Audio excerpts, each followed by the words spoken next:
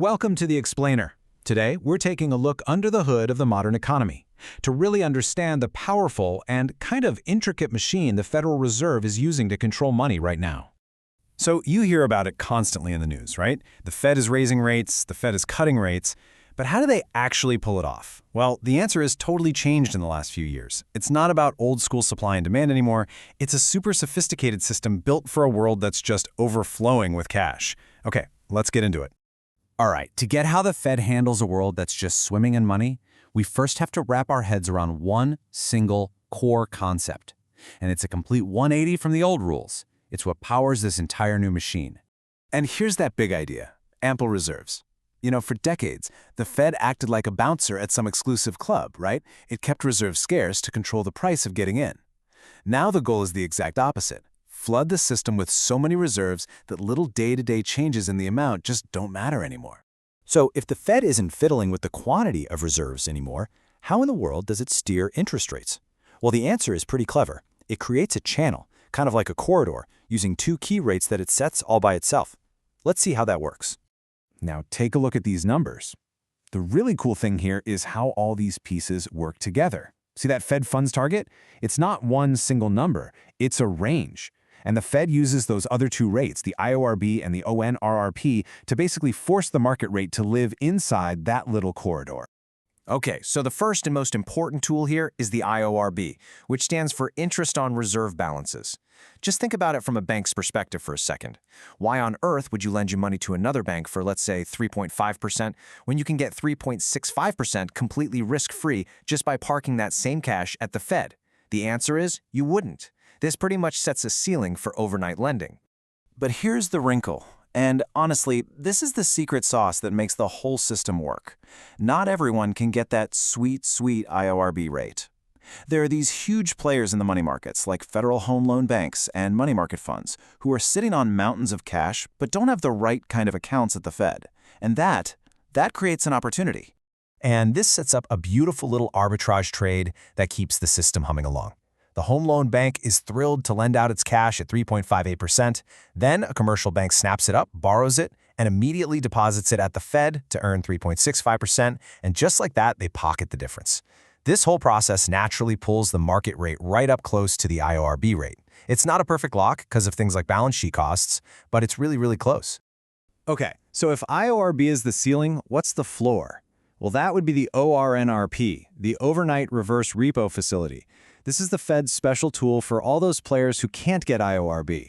It's a place where money market funds and others can park their cash overnight, totally safely, and earn a fixed rate directly from the Fed.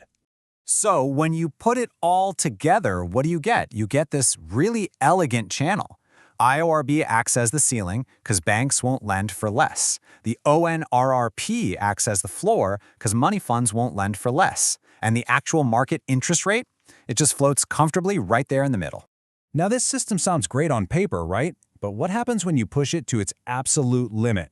After 2020, a literal tsunami of cash from government stimulus and QE flooded the financial system. And that, my friends, was the ultimate stress test for this machine's pressure valve. And just get a load of this number: over $2 trillion.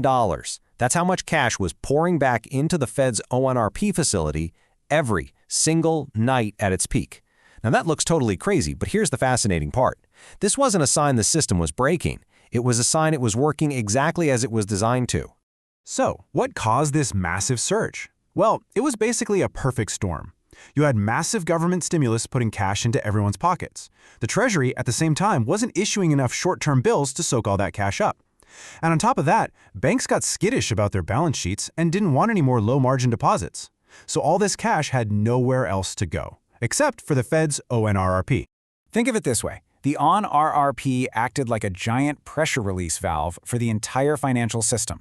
Without it, that $2 trillion would have been sloshing around the private markets, pushing short-term interest rates down to zero, maybe even negative.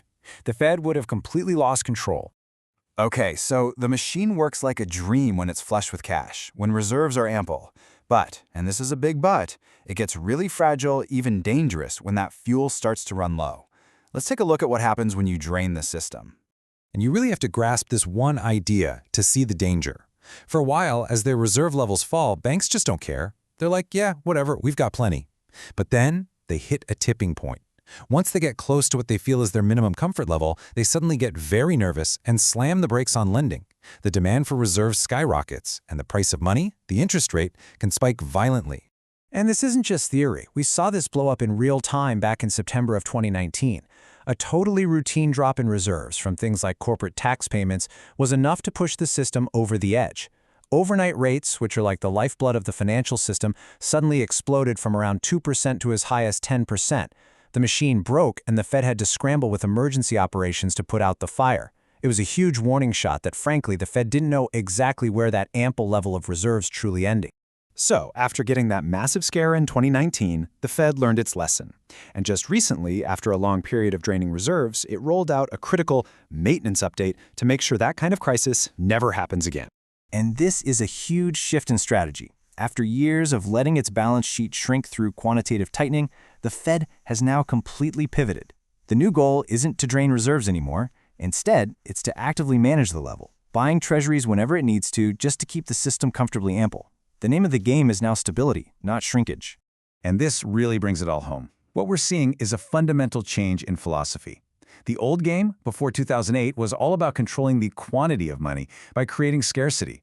The new game? It's all about controlling the price of money by making sure there's an abundance of it and then just setting the floor and the ceiling. Okay, so let's tie this all together. The modern Fed works with ample reserves, not scarce ones. It uses IORB as a ceiling for banks and the ONRRP as a floor for money funds. That creates the channel for interest rates. We've seen this system is powerful, but it's also vulnerable if reserves get too low, which is exactly why the Fed has now switched to actively managing them. That, in a nutshell, is the new machinery of money. And that really gets to the core tension of this whole new machine. The entire system is built on a foundation of plenty. It's stable, it's predictable, as long as that foundation holds. But it leaves us with one final and pretty critical question. In a world full of surprises, what happens if true scarcity ever returns? Thanks for joining this explainer.